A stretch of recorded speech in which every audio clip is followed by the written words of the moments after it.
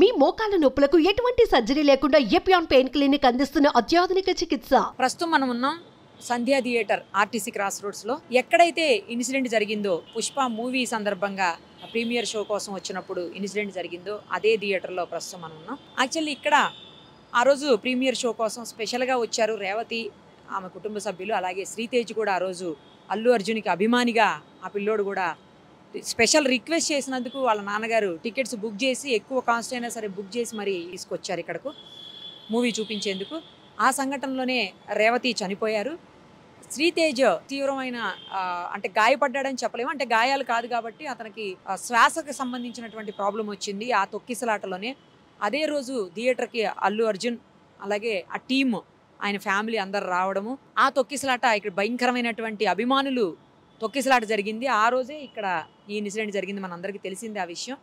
ఇక ఈ థియేటర్కి వచ్చేసి 2 రూట్స్ ఉన్నాయి. ఒకటి ఈ గేట్ అయితే నేను నించున్న గేటు, ఇంకొకటి అవతల సైడ్ గేట్ ఉంది. కానీ ఇక్కడ ఏంటంటే 2 థియేటర్స్ ఉంటాయి. ఒకటి 70mm సంధ్యా 70mm, ఇంకోటి వచ్చేసి 35mm. రెండిటికి కూడా 2 ఎంట్రీస్ ఉన్నాయి. అదే ఇదే ఎంట్రీ, ఇదే అవుట్, ఇదే ఇన్ను అనమాట రెండిటికి కూడా. సో పార్కింగ్ కూడా చాలా తక్కువ ఉంది, చూడొచ్చు ఒకసారి మీరు పార్కింగ్ విషయంలో కూడా. నెక్స్ట్ వచ్చి థియేటర్ లోపల కూడా చాలా కొంచెమే ప్లేస్ ఉంది, ఎక్కువ ప్లేస్ కూడా లేదు. ఈ 70mmకి వచ్చేసరికి మీకు 1200 కెపాసిటీ అని చెప్తున్నారు సీటింగ్. 35mm వచ్చేసరికి 700 to 800 మధ్యలో ఉంటుందంట. సో చాలా తక్కువ కెపాసిటీ ఉన్నటువంటి, అంటే సీటింగ్ కెపాసిటీ ఎక్కువ ఉంది, బట్ ప్లేస్ మట్టుకు చాలా తక్కువగా ఉన్నటువంటి పరిస్థితి. ఇదే వేలో ఆ రోజు మనం విజువల్స్లో చూస్తున్నాము. ఫస్ట్ ఆమె అక్కడ నుంచున్నారు, రేవతి అక్కడ నుంచోటం, తర్వాత అభిమానులు అందరూ కూడా ఇటు నుంచి దూసుకొని రావటం, అల్లు అర్జున్ వెహికల్ కూడా ఇట్లానే లోపలికి రావటం, ఆ తర్వాత ఇటు సైడ్ నుంచే ఆయన లోపలికి వెళ్ళడం, ఇదంతా కూడా మనం విజువల్స్లో చూసాము. ఆవిడ చాలాసేపు ఇక్కడ నిలబడ్డారు రేవతి, ఆవిడ ఫోన్ చూసుకుంటూ ఇక్కడే చాలాసేపు ఉన్నారు. ఆ తర్వాత అప్పటికే బాబు వాళ్ళ నాన్న అందరూ లోపల ఉన్నారు. మనం కూడా ఒకసారి లోపలికి వెళ్ళి చూద్దాము ఎక్కడైంది ఇన్సిడెంట్ అనేది కూడా అర్థమవుతుంది చూస్తే. ఎక్కువ మంది అభిమానులు ఒకటేసారి రావటం వల్లనే ఈ ఇన్సిడెంట్ అయింది. అయితే ఈ ఇన్సిడెంట్లో ఏంటంటే మనం చాలా రకాలుగా ఆలోచించాల్సినటువంటి పరిస్థితి ఉంటుంది. అవి చూసే ముందు ఒకసారి ప్లేస్ చూద్దాం రండి. ఇక్కడే ఎక్కడైతే మనకి కూల్ డ్రింక్స్ పెట్టినటువంటి ఫ్రిడ్జ్ కనిపిస్తోందో ఇదే ప్లేస్లో రేవతి తొక్కిసలాట్లో గాయపడినటువంటి పరిస్థితి. ఇదే ప్లేస్లో చాలాసేపు ఆవిడ ఇక్కడ పెట్టిన తర్వాత మళ్ళీ ఆమెకి బ్రీతింగ్ ప్రాబ్లం అయింది కాబట్టి సిఆర్పి లాంటిది కూడా చేశారు ఇక్కడ. అయిపోయి ఆ తర్వాత బాబుని ఆమెని కూడా ఇక్కడి నుంచి తీసుకొని బయటకు తీసుకొచ్చారు. ఇదే థియేటర్ లోపల, ఇది కూడా చాలా చిన్నగా ఉంది ప్లేస్ చూడండి. ఒకేసారి 1000 మంది అభిమానులు వస్తే తట్టుకునేటువంటి పరిస్థితి అయితే ఈ థియేటర్స్కి లేదు. మాల్స్లో ఉండే థియేటర్స్ ఏంటంటే కొంతవరకు పెద్దగా ఉంటాయి కాబట్టి కొంచెం బెటర్. ఇంకొకటి ఏంటంటే ఎంట్రీ కూడా రిస్ట్రిక్షన్ ఉంటుంది, బట్ ఇక్కడ రిస్ట్రిక్షన్ చేయడానికి కూడా అవకాశం లేదు థియేటర్ వాళ్ళకు కూడా. అలా ఉంది పరిస్థితి. ఆ గేట్లు కూడా పగలగొట్టేసుకుని ఇరక్కొట్టేసుకుని వచ్చేటువంటి పరిస్థితి ఉంటుంది 2 గేట్లు కూడా. అదే పెద్ద పెద్ద మాల్స్ అయితే కనుక నేను ఇందాక అన్నట్లు సెక్యూరిటీ ఉంటుంది, కొంచెం అన్న ఎంట్రీని రిస్ట్రిక్ట్ చేయడానికి అవకాశం ఉంది. బట్ ఇలాంటి థియేటర్స్లో ఎంట్రీ రిస్ట్రిక్ట్ చేయలేరు కూడా ఎవరు. ఆ తర్వాత ఆ బాబుని, గాయపడినటువంటి బాబుని ఇక్కడికి తీసుకొచ్చారు, కరెక్ట్గా ఇదే ప్లేస్లో బాబుని పడుకోబెట్టి బాబుకు కూడా సిపిఆర్ చేశారు. సిపిఆర్ తర్వాత ఆ బాబుని హాస్పిటల్కి ఇమీడియట్గా తీసుకుని వెళ్ళారు. అప్పటికే ఆమెను కూడా తీసుకుని వెళ్ళారు కానీ బట్ ఆమెకి సిపిఆర్ చేసినా కూడా పెద్దగా యూజ్ లేకుండా అయిపోయి ఆవిడ ఆ ఘటనలో మరణించారు, మన అందరికీ తెలుసు. ఆ బాబు కూడా ఇప్పటివరకు కొంచెం కోలుకుంటున్నాడు అని అంటున్నారు. తనకి వెంటిలేటర్ సపోర్ట్ కూడా తీసేశారు, కొంతవరకు నెమ్మదిగా కోలుకుంటున్నాడు అంటున్నారు. దేవుడి దయ వల్ల ఆ బాబు క్షేమంగా బయటికి రావాలని అందరం కూడా కోరుకుందాము. ఒకేసారి ఇంతమంది అభిమానులు వచ్చినప్పుడు థియేటర్ వాళ్ళకు కూడా కంట్రోల్ చేయడం కష్టమైపోతుంది. అన్ని యాంగిల్స్లో కూడా ఒకసారి చూడాల్సిన అవసరం ఉంటుంది. ఒకటేంటంటే ఫస్ట్ అభిమానులు రావడం అనేది ఫస్ట్. సినిమా రిలీజ్ అయినప్పుడు, కొత్త మూవీ ఏదైనా వచ్చినప్పుడు దారుణంగా అభిమానులు మీ పైన కనపడుతున్నాయి. అసలు ఎన్ని పోస్టర్స్ ఉన్నాయో పైన చూస్తే అర్థమవుతుంది, ఎన్ని ఫ్లెక్సీలు ఉన్నాయో, ఎన్ని పోస్టర్లు పెట్టుకున్నారో అభిమానులు. సో వాళ్ళ అభిమానం వాళ్ళది. వాళ్ళ హీరో మూవీ రిలీజ్ అయినప్పుడు ఆ మూవీ ఫస్ట్ ప్రీమియర్ షో లేకపోతే బెనిఫిట్ షో చూడాలని, లేదు అంటే ఒకవేళ కనుక హీరో వస్తే హీరోని కూడా డైరెక్ట్గా చూడాలని అభిమానం వాళ్ళకు ఉంటుంది. సో అలా రావడం తప్ప రైటా అనేది ఎవరని చెప్పలేము ఒకటి. ఇంకొకటి హీరో పాయింట్ ఆఫ్ వ్యూలోకి వస్తే, హీరో ఏంటంటే థియేటర్కి వచ్చినప్పుడు అభిమానులతో కలిసి సినిమా చూస్తే, అభిమానులతో కలిసి ఆ మూవీని ఫ్యామిలీతో అభిమానులతో అందరితో కలిసి చూస్తే వాళ్ళలో ఒక ఉత్సాహం వస్తుంది. ఇటు హీరోలోనే వస్తుంది, అటు అభిమానుల్లో వస్తుంది. కాబట్టి తన ప్రమోషన్స్లో భాగంగా రావచ్చు. సేమ్ టైము వాళ్ళకి సెల్ఫ్ సాటిస్ఫాక్షన్ కూడా ఉంటుంది, అభిమానులతో కలిసి ఒక నార్మల్ థియేటర్లో చూసాము అందరి మధ్యలో కూర్చొనని. సో ఆ యాంగిల్లో ఆయన రైట్ ఉండొచ్చు. కానీ సేమ్ టైము ఇంకొకటి కూడా ఆలోచించాలి ఇక్కడ. అలా ఒక్కటేసారి వస్తే తనను చూడడానికి ఎంతోమంది అభిమానులు వస్తారు, వాళ్ళందరూ తొక్కుకుంటే ఎవరికైనా ప్రమాదం అయితే ఏంటి పరిస్థితి అనేది. సో ఇక్కడ మరి హీరోది తప్ప రైట్ అనేది కూడా మీరే చెప్పాలి. సేమ్ టైము ఎవరైతే పిల్లల్ని తీసుకొని వచ్చారో, అంటే చిన్న పిల్లల్ని తీసుకొచ్చినటువంటి ఇప్పుడు రేవతి గారి కుటుంబమే కావచ్చు, లేదా వేరే వాళ్ళు కావచ్చు, ఎవరైనా సరే చిన్నపిల్లని తీసుకొచ్చిన వాళ్ళు ఏంటంటే అభిమానంగా, అందులోని శ్రీతేజకి చాలా చాలా ఇష్టం అంట అల్లు అర్జున్ అంటే. సో అలాంటప్పుడు అది ఎక్కువ రేట్ అయినా కూడా, కాస్ట్ ఎక్కువైనా కూడా, దాదాపు 12,000 ఎంత పెట్టి తీసుకున్నారు టికెట్స్ అని చెప్తున్నారు ఫ్యామిలీ మొత్తానికి. సో అది ఎక్కువైనా కూడా తనకి ఇష్టమైనటువంటి అభిమాన హీరో సినిమా చూడాలి, ఆ మూవీని చూపించడానికి తీసుకురావాలని తల్లిదండ్రులు ఇష్టంగా తీసుకొని వచ్చి ఉండొచ్చు. సో తన కోరిక తీర్చడం కోసం తీసుకొచ్చి ఉండొచ్చు. సేమ్ టైము అంత క్రౌడ్ ఉంటుంది. ఫస్ట్ డే బెనిఫిట్ షోనో ప్రీమియర్ షోనో వేసినప్పుడు కేవలం అభిమానుల కోసం వేస్తారు కాబట్టి అది చాలా ఎక్కువ మంది వస్తారు. ఏది ఏమైనా జరగచ్చు, తొక్కిసలాట జరగచ్చు, లేదా ఇంకోటి జరగచ్చు. ఇంకో పక్క నుంచి హీరో వస్తున్నాడని తెలిసినప్పుడు ఆ అభిమానుల ఉత్సాహం కావచ్చు, లేకపోతే ఆ నంబర్ కావచ్చు ఇంకా ఎక్కువ ఉంటుంది. సో వాళ్ళని ఆ పరంగా ఆలోచించినప్పుడు అభిమానులు ఇంతమంది వచ్చి ఒకేసారి తప్పు చేస్తున్నారు, ఇంతమంది ఎందుకు ఒకేసారి రావాలి, వాళ్ళకి ఇబ్బంది కదా అనే యాంగిల్. అంటే ఇప్పుడు అభిమానులది తప్ప రైటా, అభిమానంతో చూడాలని వచ్చింది తప్ప, లేకపోతే ఇంతమంది ఒకటేసారి రావటం కరెక్టా, ఏది? ఇందులో ఇంకో పాయింట్ ఏంటంటే బౌన్సర్స్ని ఇప్పటికే ఈ కేసులో అయితే యాంటోనీ అనే బౌన్సర్ని కూడా అరెస్ట్ చేశారు. సరే, బౌన్సర్స్ విషయంలో కూడా ఒకసారి ఆలోచిద్దాము.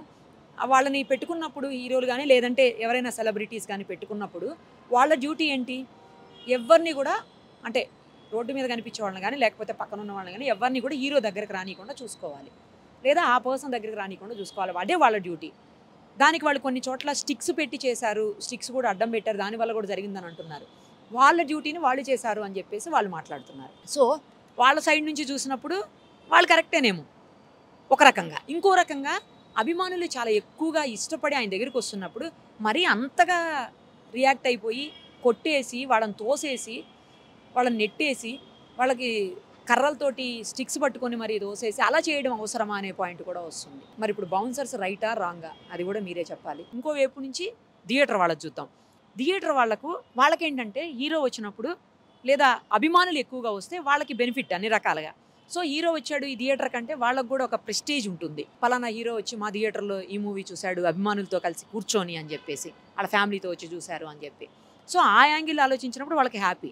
ఇంకొకటి, ఒకేసారి తొక్కిసలాట జరిగినప్పుడు ఈ థియేటర్కి మళ్ళీ ఇంకొకరు రావాలన్నా, లేకపోతే ప్రీమియర్ షోలో బెనిఫిట్ షోలకు అటెండ్ అవ్వాలన్నా కూడా భయపడిపోయే పరిస్థితి ఉంటుంది. సో ఆ యాంగిల్లో వాళ్ళు కంట్రోల్ చేయొచ్చు, చేయలేకపోవచ్చు. ఇప్పుడు ఇది ఇక్కడ అదే జరిగింది. వాళ్ళు కంట్రోల్ చేయలేకనే ఈ సిచ్యుయేషన్ వచ్చింది. ఇది థియేటర్ వాళ్ళ యాంగిల్. ఇక పోలీస్ యాంగిల్కి వచ్చినప్పుడు పోలీసులు పర్మిషన్ కోసం అప్లై చేశారు. వీళ్ళు ముందే థియేటర్ వాళ్ళు అప్లై చేస్తే పోలీసులు ఆ పర్మిషన్ని రిజెక్ట్ చేశారని చెప్తున్నారు. కానీ వీళ్ళేమో పర్మిషన్ ఇచ్చారని చెప్తున్నారు, వాళ్ళేమో రిజెక్ట్ చేశామని చెప్తున్నారు. పర్మిషన్ ఉంటే ఆ లెటర్ చూపించమని వాళ్ళు అంటున్నారు. వీళ్ళ సైడ్ నుంచి వీళ్ళు లెటర్ రిలీజ్ చేశారు, వాళ్ళ సైడ్ నుంచి వాళ్ళు లెటర్ రిలీజ్ చేశారు. సో పోలీసులు కూడా ఆయన వచ్చినప్పుడు, అంటే హీరో ఎవరైనా, అది అల్లు అర్జున్ కావచ్చు, ఇంకెవరైనా కావచ్చు, హీరో ఎవరైనా వచ్చినప్పుడు ఒక థియేటర్కి అభిమానులు చాలా భారీ సంఖ్యలో తరలి వస్తారు. అందులో ఇంకోటి ఏంటంటే ఆయన కొంత దూరం రోడ్ షో చేశారనేది కూడా విజువల్స్ రిలీజ్ చేసి ఉన్నారు పోలీసులు కూడా. బయట సీసీ కెమెరాలు ఉన్నాయి, థియేటర్ లోపల సీసీ కెమెరాస్ ఉన్నాయి, వీటన్నిటిలో నుంచి కూడా ఫుటేజీ పోలీసులు కూడా రిలీజ్ చేస్తున్నారు. సో పోలీసులు కూడా అంతమంది క్రౌడ్ని కంట్రోల్ చేయటం అంటే అది చాలా కష్టమైనటువంటి విషయము. ఉండే ఫోర్స్ ఎంత ఉంటుంది, అభిమానులు ఎంతమంది ఉంటారు, ఒక్క పోలీసు ఎంతమందిని కంట్రోల్ చేయగలుగుతారు, ఇవన్నీ కూడా మనం ఆలోచించాల్సినటువంటి పరిస్థితి ఉంటుంది. ఇంకోటి ఏంటంటే కేవలం ఒక థియేటర్కి హీరో వస్తే ఆ హీరోని లేదా ఆ థియేటర్కి సంబంధించినటువంటి సెక్యూరిటీని చూడడానికి మాత్రమే పోలీసులు ఉంటారా? కాదు కదా. వాళ్ళకి చాలా రకాలైనటువంటి డ్యూటీస్ ఉంటాయి. అందరినీ ఇక్కడే డిప్లాయ్ చేసేటువంటి పరిస్థితి పోలీసుల నంబర్ని బట్టి, అంటే వాళ్ళకు ఉండేటువంటి పరిమిత సంఖ్యను బట్టి అది చేయలేకపోవచ్చు అఫీషియల్స్ కూడా. సో ఈ యాంగిల్ ఆలోచించినప్పుడు పోలీసులు కంట్రోల్ చేయలేదు, పోలీసులదే తప్పు అని కొంతమంది మాట్లాడుతున్నారు. కానీ ఎంతవరకు తప్పు పోలీసులది, ఎంతవరకు రైట్ అనేది కూడా ఆ యాంగిల్ కూడా ఆలోచించాల్సినటువంటి అవసరం ఉంటుంది. సో ఇన్ని యాంగిల్స్, ఎవరు రైటు ఎవరు రాంగు, ఇవన్నీ ఆలోచిస్తూ పోతుంటే ఏం అర్థం కాని సిచ్యుయేషన్. కొన్నిసార్లు ప్రతి ఒక్కళ్ళది రాంగ్ అనిపిస్తుంది, కొన్నిసార్లు ప్రతి ఒక్కళ్ళది కరెక్ట్ అనిపిస్తుంది. ఎవరి పాయింట్ ఆఫ్ వ్యూలో వాళ్ళది కరెక్ట్, ఆపోజిట్లో చూసినప్పుడు అది రాంగ్ అవుతుంది. సో కానీ ఏది ఏమైనా ఒక నిండు ప్రాణం అయితే పోయింది, ఒక తల్లిని కోల్పోయారు ఇద్దరు చిన్నపిల్లలు. ఇంకో చిన్నపిల్లోడు ఏమవుతుందో అర్థం కానటువంటి పరిస్థితుల్లో కొట్టుమిట్టాడుతున్నాడు హాస్పిటల్లో. ఒక తండ్రి పిల్లోడికి ఏమవుద్దో అర్థం కానటువంటి పరిస్థితి, అవతల వైపు భార్యను కోల్పోయాడు. ఏమీ అర్థం కానటువంటి సిచ్యుయేషన్. మొత్తంగా లాస్ పోయిందైతే మాత్రం ఇక్కడ ఎవరైతే అభిమానంగా చూడడానికి వచ్చారో, ఎవరైతే థియేటర్కి వచ్చి మనం కావాల్సినటువంటి హీరోని చూడాలి, లేదంటే ఆ సినిమా అర్జెంటుగా ఇమ్మీడియట్గా చూసేయాలనుకుని వచ్చారో వాళ్ళే లాస్ అయ్యారు. ఆ కుటుంబమే లాస్ అయ్యింది, వాళ్ళే బాధపడుతున్నారు. సో ఇవన్నీ ఆలోచించినప్పుడు చాలా బాధ అనిపిస్తోంది. అంటే అభిమానం ఉండొచ్చేమో, అది మరీ మితిమీరకూడదేమో అనిపిస్తుంది. కానీ వాళ్ళ పాయింట్ ఆఫ్ వ్యూలో చూసినప్పుడు, నేను ఇందాకే చెప్పాను, వాళ్ళ పాయింట్ ఆఫ్ వ్యూలో చూసినప్పుడు అది కరెక్ట్. కొన్ని జాగ్రత్తలు పాటించాల్సిన అవసరం ఉందేమో మేబీ.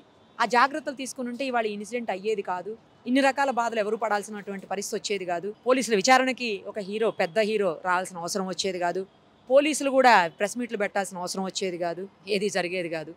సరే అయింది ఏదో అయిపోయింది. కానీ ఒక్కటైతే మాత్రం అందరూ దయచేసి పక్కాగా కోరుకోండి ప్లీజ్, శ్రీతేజ్ త్వరగా హెల్దీగా అయిపోయి బయటికి రావాలి, తను ఆరోగ్యంగా త్వరలో డిశ్చార్జ్ కావాలి, తను ఎప్పటికీ మంచిగా ఉండాలి. ఎందుకంటే బయటకు వచ్చిన తర్వాత కూడా అతని హెల్త్ ఎలా ఉంటుందో ఏమో అని కొన్ని డౌట్స్ ఎక్స్ప్రెస్ చేస్తున్నారు కొంతమంది. సో అలా ఏం జరగకూడదు. ఆ బాబు క్షేమంగా ఇంటికి రావాలి, ఆరోగ్యంగా ఉండాలి, మంచిగా చదువుకోవాలి, తను ఏమైతే అనుకుంటున్నాడో అది నెరవేరాలి ఇప్పటికైనా. ఎందుకంటే ఇప్పటికే తల్లిని కోల్పోయి లాస్ అయిపోయింది ఆ ఫ్యామిలీ. ఈ బాబన్న క్షేమంగా రావాలని మాత్రం ప్లీజ్ మీరు నేను కూడా ప్రే చేస్తాను, మీరు అందరూ ప్రే చేయండి, అందరూ ఆ బాబుకి విషెస్ అందించండి, ఆ బాబు మంచిగా కోలుకొని తొందరగా రావాలని. సుమన్ టీవీలో మీ పర్సనల్ అండ్ బిజినెస్ ప్రమోషన్స్ కోసం కింది నెంబర్కి కాంటాక్ట్ చేయండి.